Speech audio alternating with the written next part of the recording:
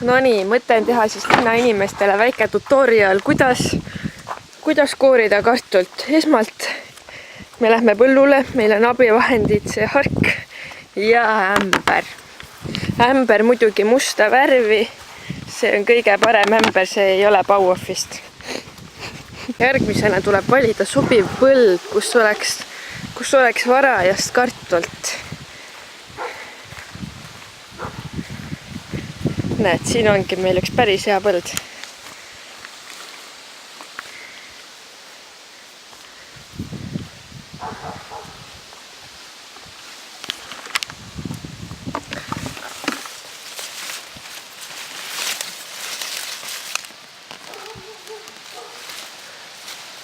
Üks kartul.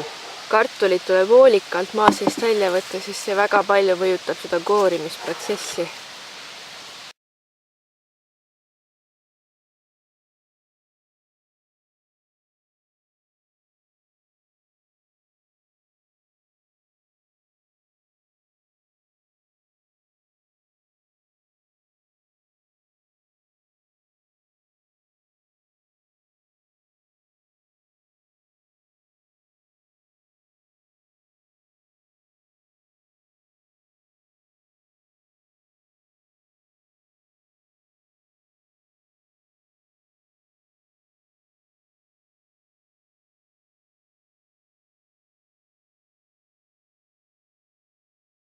Piisab või? Kas piisab? Palju meid sööma tuleb, kõik oleneb sellest. Oi, aga vaadake siia. Tomatid. Kartul, aga sellised asjad tuleb. Naa pole ennem näinud. Ma ütleks, et see on tomat. Vaadake, kui ilus kartulipõld meil on. Ärge siia palun raksu tulge. Eks ole? Nii, aga nüüd on küll väga palju.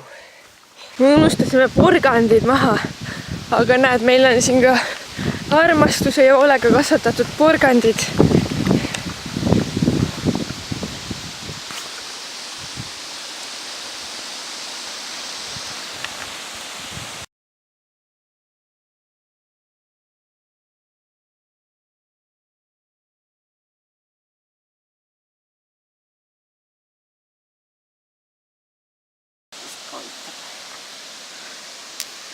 Nii, mis otsik, meister?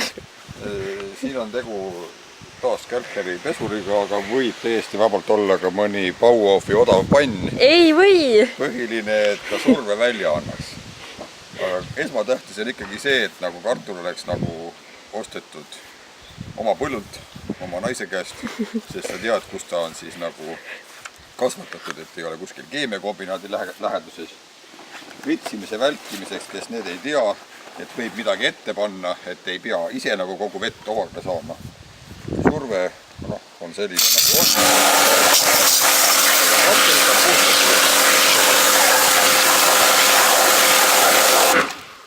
Vahepeal võib musta vee ära kallata, et me ei pea mullase veega mitte kartuleid koorima.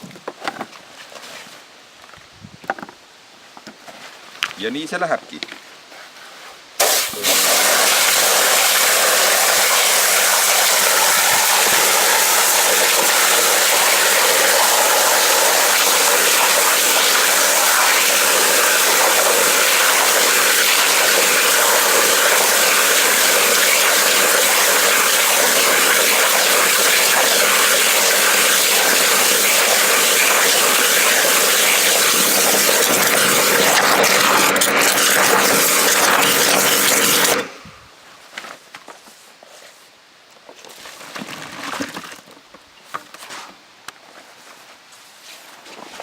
Ja nüüd on porgandid.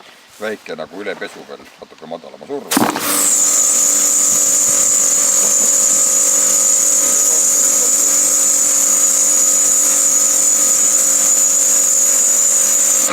Palun. Sama asja on võimalik teha ka porganditega.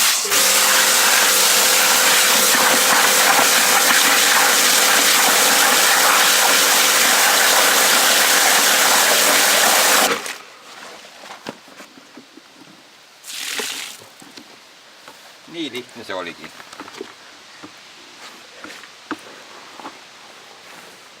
ja sidelõpp.